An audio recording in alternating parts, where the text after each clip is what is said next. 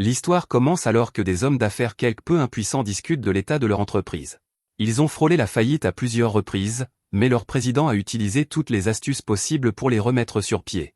Les hédonistes gloutons se préparent à se livrer à un peu de vin, mais le testeuse de poison doit d'abord le tester pour détecter un éventuel poison.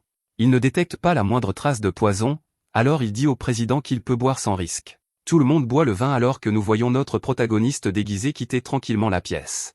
Malheureusement pour les hédonistes, le vin était empoisonné, et leur vie s'éteigne rapidement. Le patron traite sa testeuse de poison d'inutile, mais la testeuse n'a aucune idée de ce qui s'est passé. Dehors, notre protagoniste nommé Géraud quitte les lieux. Il ne peut s'empêcher de remarquer une fille embrassant quelqu'un, et il marche dans un poteau en mousse. À la maison, sa sœur, Akari, se demande comment Géraud a fait passer le poison sans être détecté par la testeuse. Il explique simplement qu'il a rendu la testeuse immunisée contre le poison. Cela semble absurde, alors Akari ne peut que se demander comment il a fait. Géraud prend son travail très au sérieux, alors il se préparait pour ce jour depuis longtemps. Il a passé 3 mois à ajouter de minuscules doses de poison à la nourriture de la testeuse. Il a progressivement augmenté la quantité jusqu'à ce que la testeuse puisse survivre à une dose mortelle. C'était très pénible, mais personne ne s'attendrait à ce que quelqu'un fasse quelque chose d'aussi ridicule. Être aussi astucieux est la seule façon pour lui de rester dans le métier. Akari s'inquiète de la vie personnelle de Géraud, alors elle se demande quand il va se marier. Géraud manque de s'étouffer, et il fait remarquer qu'il ne rencontre aucune femme dans son domaine de travail. Elle dit que c'est important parce que sa grand-mère veut faire de l'un de ses petits-enfants le nouveau chef du clan du poison. Quand Géraud a dit qu'il ne le pouvait pas parce qu'il est célibataire, grand-mère l'a mis en couple avec une parfaite inconnue d'une autre branche de la famille. Elle a insisté et l'a presque forcé à se marier. Géraud ne pense pas du tout au mariage, alors la lignée des maîtres du poison devra s'arrêter avec lui. Juste à ce moment-là, Géraud reçoit un message d'un gars appelé le maître des insectes. Il va le rencontrer, et le maître des insectes doit empêcher ces insectes de sortir de son masque. Géraud a entendu dire que le maître des aiguilles a maintenant 3 enfants, et que ses factures deviennent incontrôlables. Géraud ne veut pas ça pour lui-même, et il prévoit de rester célibataire pour le reste de sa vie. Il est surpris lorsque le maître des insectes révèle qu'il pense à se marier. Il a rencontré une fille gentille et tranquille qu'il accepte comme il est. Géraud est stupéfait car il pensait que le maître des insectes avait encore moins de chance que lui. Le maître des insectes ne veut pas que les choses changent et dit que tous les deux resteront les meilleurs amis du monde. Il se prépare à partir, et il utilise ses insectes pour l'emmener.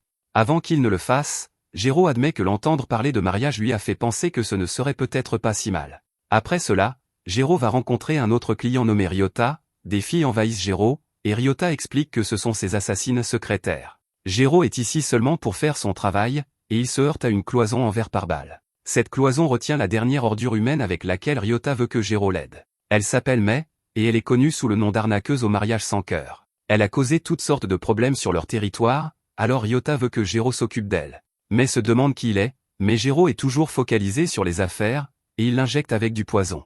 Il explique qu'elle va subir une paralysie nerveuse dans ses extrémités qui progressera vers son cerveau. Elle sera bientôt en agonie comme si on la déchiquetait. Malheureusement pour elle, elle restera pleinement consciente pendant tout le processus. Géraud révèle qu'à la fin de tout cela, il l'achèvera avec le poison mortel qu'il a créé. Mais essaie de se sortir de cette situation par la parole, mais Géraud lui dit simplement de rester silencieuse. Elle dit que Géraud lui rappelle un ancien petit ami, mais il n'y croit pas. Elle est connue comme l'arnaqueuse au mariage, donc cela ne le surprend pas qu'elle essaie de flirter pour s'en sortir. Mais admet qu'elle a escroqué beaucoup de gens, mais elle avait une bonne raison. Elle avait besoin de beaucoup d'argent pour sauver son petit frère, qui est très malade. Elle a contracté des prêts et fait des choses terribles pour de l'argent, mais ce n'était toujours pas suffisant. Le poison commence à faire effet, et Mai dit que les choses qui se terminent ainsi ne sont peut-être pas si mal. Géraud ressemble vraiment à la personne qu'elle aime le plus, et la voir ici pendant ces derniers moments lui apporte un certain apaisement. Elle le supplie de lui dire son nom, alors il cède et se présente. Pendant que Ryota regarde, ses secrétaires se demandent si Géraud était la bonne personne pour ce travail. Ryota les fait taire et explique que Géraud est un maître du poison. La famille Géraud est l'une des plus anciennes dans le métier de l'assassinat. Il a peut-être quelques idées fixes, comme n'éliminer que les ordures humaines, mais Géraud est très demandé. Il est le meilleur dans ce qu'il fait, et c'est quelqu'un de sérieux. Mais appelle Géraud, mais se ravise et dit que ce n'était rien. Géraud commence à transpirer, et il se demande si cette fille a vraiment un faible pour lui. Juste à ce moment-là, Géraud reçoit un appel d'Akari. Elle s'excuse de l'appeler sur sa ligne d'urgence, mais elle devait lui dire quelque chose. Elle retourne vivre à la maison principale, et elle voulait le lui dire avant de partir. Elle déclare qu'elle donnera naissance à un nouveau maître du poison qui sera le véritable héritier de la famille Géraud. Géraud est stupéfait, et il essaie de lui dire qu'elle n'a pas besoin de faire ça.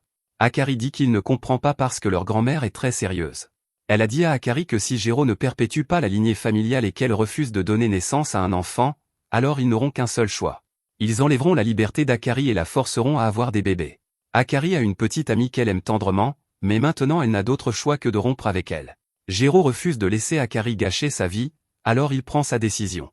Il dit à Mai que si elle ne veut pas que sa vie se termine, elle doit l'épouser. Il explique qu'il doit se marier pour pouvoir devenir le chef du clan du poison. S'il doit être avec quelqu'un, il veut au moins que ce soit une fille qu'il aime comme Mai le fait. Pour rendre l'accord encore meilleur, Jiro dit qu'il peut aider pour son frère malade. Mai est ravie, et elle se demande s'il est vraiment juste qu'elle ait autant de chance. Tous les deux sourient, et Jiro est content car cela résout tous ses problèmes. Il attend joyeusement que Mai accepte, mais elle change complètement d'attitude. Elle dit qu'il n'y a aucune chance au monde qu'elle l'épouse jamais, et Jiro est complètement choqué. Mai savait que sa vie allait se terminer, alors elle voulait simplement placer une dernière pique avant la fin. Mai explique que les couples sont généralement ensemble parce qu'ils sont bien assortis. Une ordure comme Jiro, qui propose à une cible qu'il peut éliminer à tout moment, n'est bien assortie avec personne. Elle dit que s'il est sérieux à propos de trouver quelqu'un, il doit commencer par révéler ce qu'il ressent vraiment. Elle souligne que c'est beaucoup de travail de trouver la bonne personne et de grandir avec elle. Ils doivent se comprendre en se heurtant et en s'épuisant. Mais se demande alors si Jiro veut vraiment se marier uniquement pour un héritage. Jiro est figé par ses paroles, alors Ryota doit lui rappeler de retourner au travail. Jiro parle enfin, et il dit toute la vérité.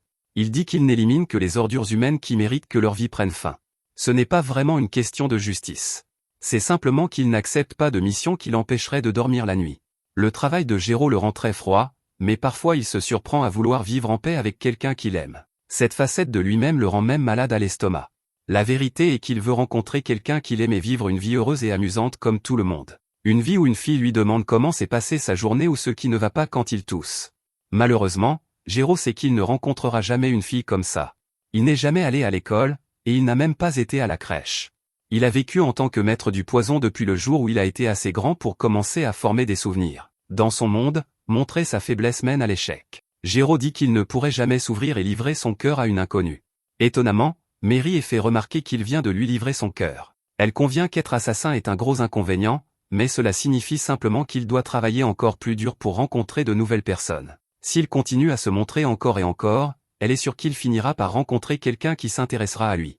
La vie de Mai touche à sa fin, alors elle dit à Jiro d'en finir. Les factures médicales de son frère ne seront pas payées parce qu'elle a échoué.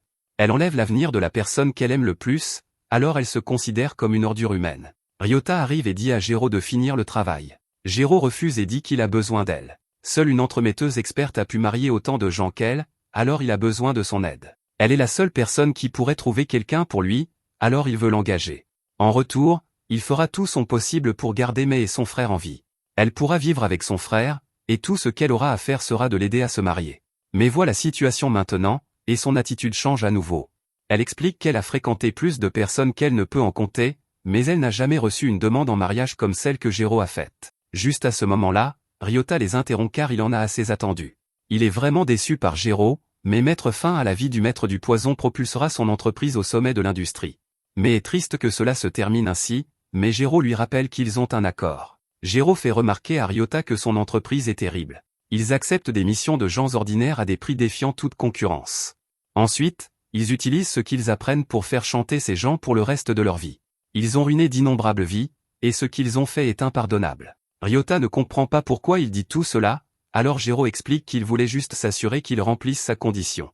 Il dit qu'ils sont tous des ordures humaines, et il s'injecte du poison dans son propre corps. Ryota et ses hommes tirent sur Jiro, mais il est trop tard. Le poison a fait effet, et il disparaît dans la nature. Jiro explique qu'ils auront un siège au premier rang pour regarder un maître du poison à l'œuvre. Ryota est alors horrifié lorsqu'il voit que Jiro est apparu au-dessus d'eux.